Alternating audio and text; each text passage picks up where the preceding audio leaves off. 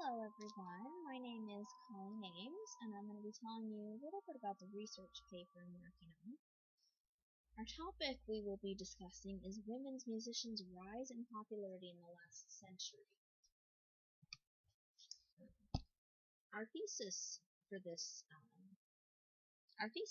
research paper is essentially asking what was the most contributing factor to this rise in popularity. Well, there are several possible answers to this question.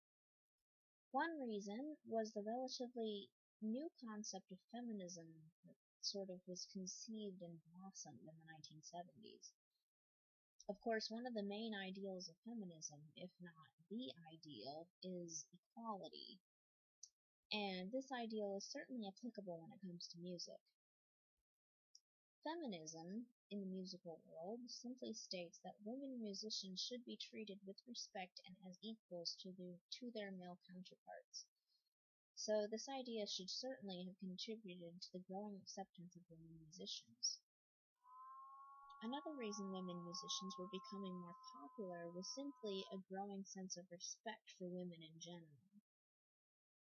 For example, the middle and second half of the last century saw more women pursuing higher education than it ever had before.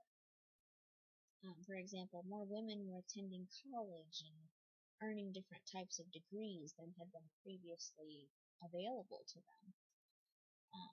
That began to earn respect from society as a whole.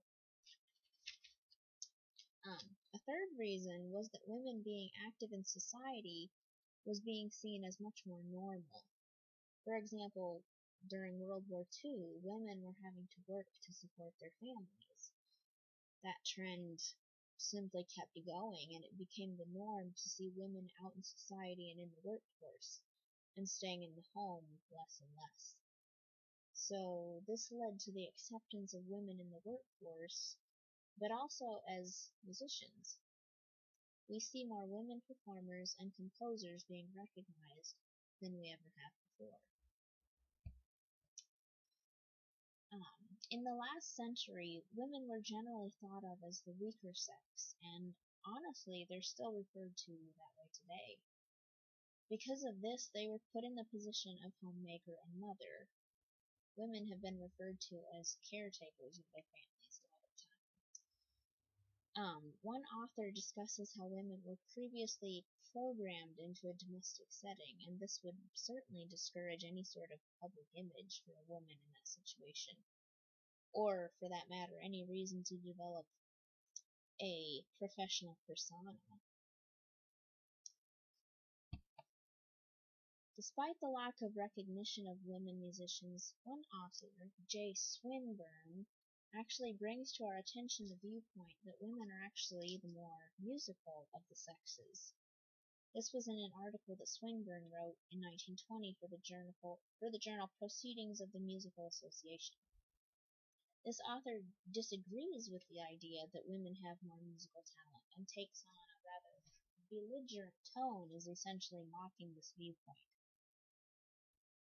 In contrast, the author Krebs is praising women in music and is emphasizing the importance of the role women have played in the development of music.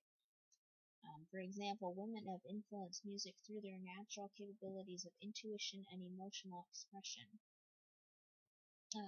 A quote I found by Krebs that I really liked puts this concept into words well, I think.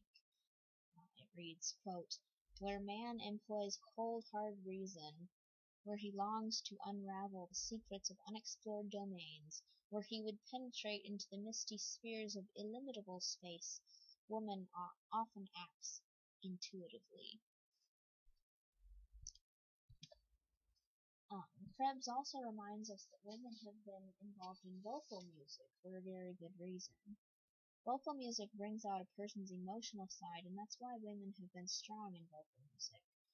That's, of course, not to say that men are not quite capable as vocalists, but the emotion involved generally comes more easily for women. However, on the other hand, men have been quite successful in understanding the fundamentals of music theory because of its direct relation to logic. Women have not only been active in the vocal sense, but also in the piano realm of music. Originally, it was rather common for women to play the clavichord and the spinet. Since then, the number of female performers and concert pianists has grown immensely.